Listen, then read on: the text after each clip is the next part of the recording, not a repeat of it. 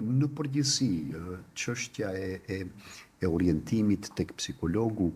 duhet të vijë edhe si rezultati i vetë dëshirës së personit, i cili ndoshta familja është ose rrethi, ambienti është ai që mund t'ia mundësoj jo një stereotipizim të gabuar mbi procesin se si shkon këshillimi, psikoterapia, eventualisht konsulencat e caktuara psikologjike që mund, ose edhe vetë psikoterapia e cila mund t'jetë në shërbim të personit. Në këto raste neve jemi vetëm, si themi, adresa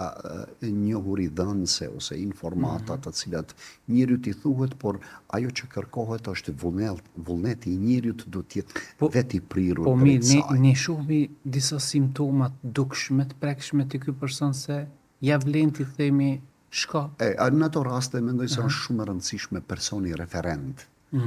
Informacioni referues është shumë i rëndësishëm që në një farë mënyre të ndihet nevoja e konsulencës ose e këshillimit me një psikolog,